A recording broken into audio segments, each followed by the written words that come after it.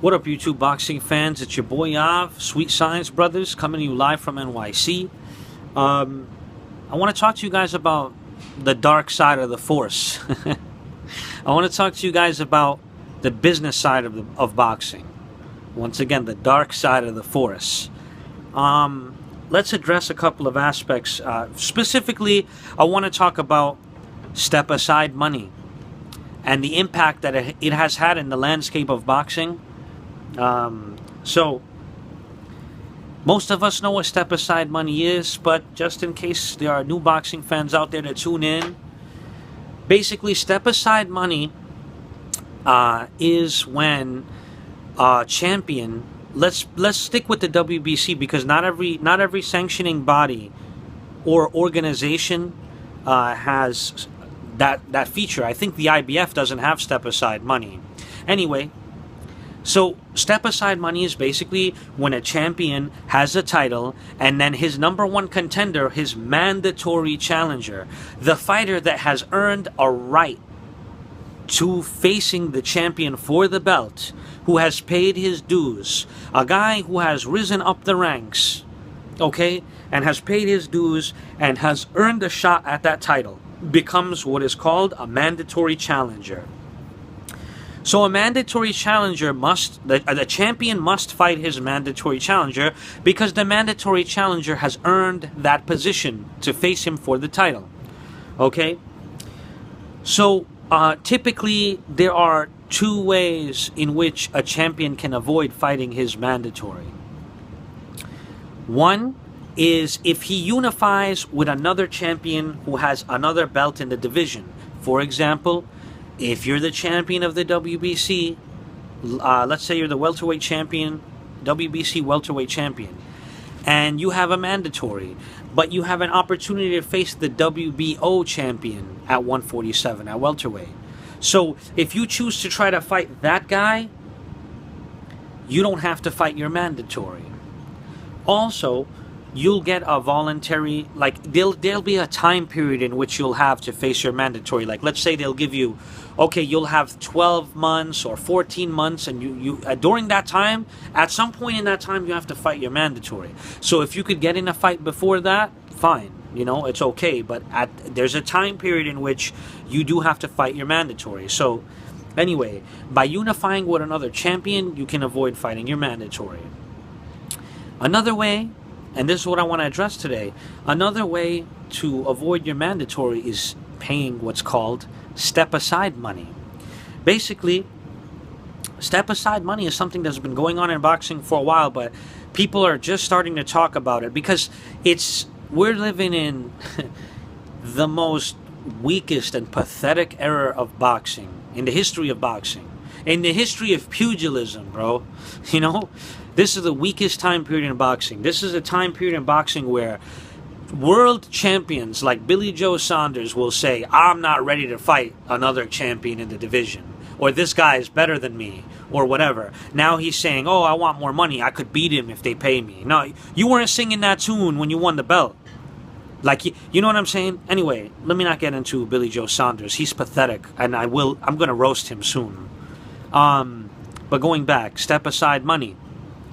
Oh, so we're living in a weak time period in boxing, and this step-aside money, the way it works is that you basically pay a large sum of money to your mandatory challenger so that you don't have to face him, and instead you can face anybody you want. Not a unification fight, but just any old nobody, right? So why am I addressing this? Well, like I said before, we're living in the most pathetic era in the history of all punches, in the history of fisticuffs. This is the most weakest era. And so people have been abusing this step-aside money aspect way too much. So we have, for the last 5 or 6 years, let's say, okay, let's not even go, let's say the last 3 years, we've been living in a very fabricated landscape of boxing.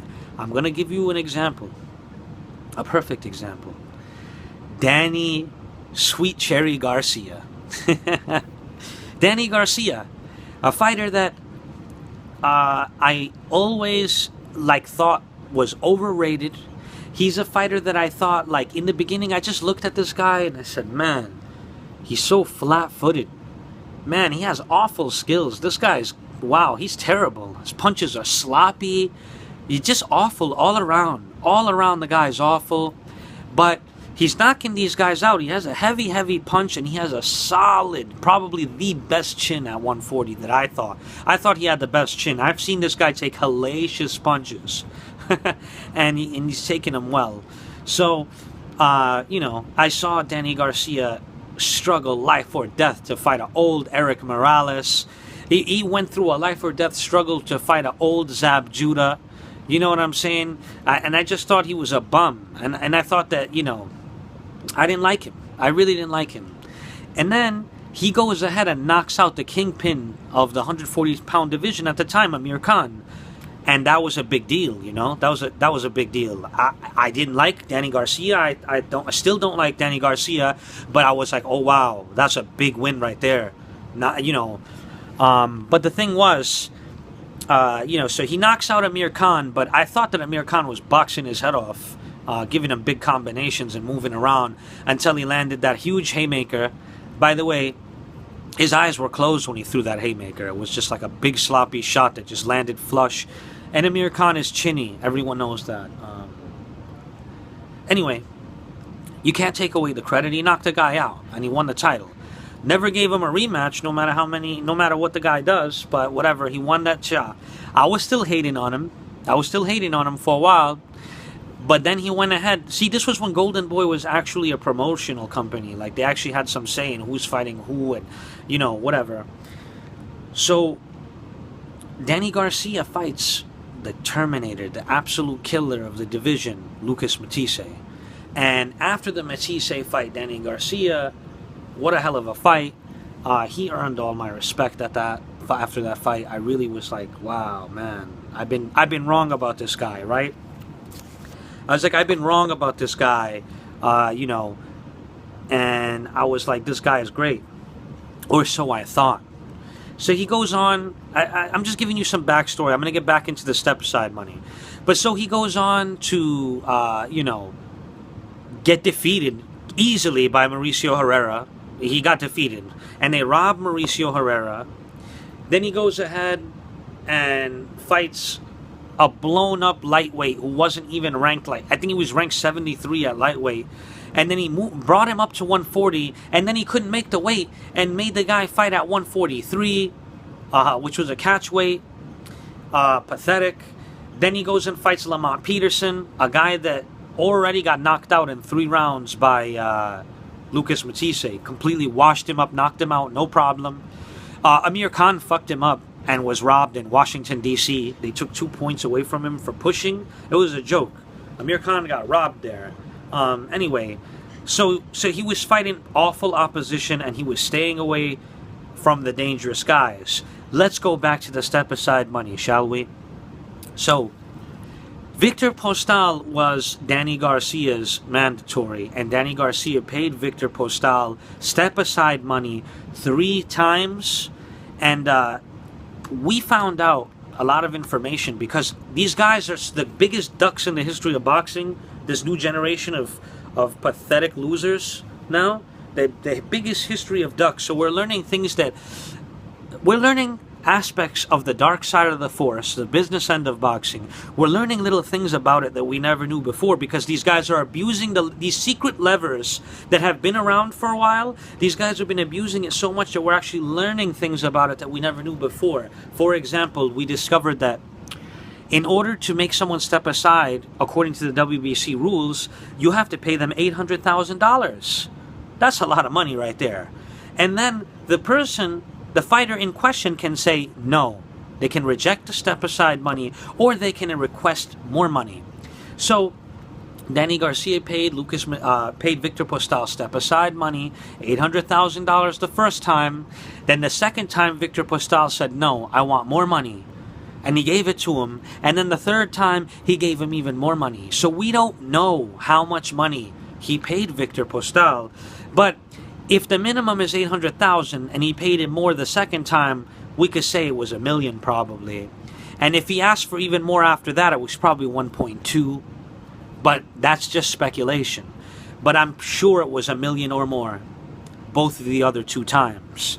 My point is that Victor Postal should have been the man at 140 pounds a long time ago. But that money was so big, so big, that, you know, he would have made less money fighting Danny Garcia. So he took the money. And then he took it again and again because it was just big money. It was so much money that the man took 1.5 years off of boxing. But he's come back now, and he's kicking ass and taking names, and he is the man at the 140-pound division, and he recently knocked out the deadliest man in the division, Lucas Matisse. And I've been hearing a lot of guys on YouTube and a lot of other losers out there, you know, saying, you know, oh, well, Lucas Matisse was never really that good. He was overrated. I don't know what the hell you're talking about. Lucas Matisse was the man, the best, and I considered him completely undefeated when he fought Danny Garcia. Those two losses that he had before were highway robberies. The man was undefeated, the deadliest man in 140, bar none. Okay, bar none. And even Danny Garcia, who earned my respect for winning that fight and then lost it afterwards because of his nonsense cherry-pick fights.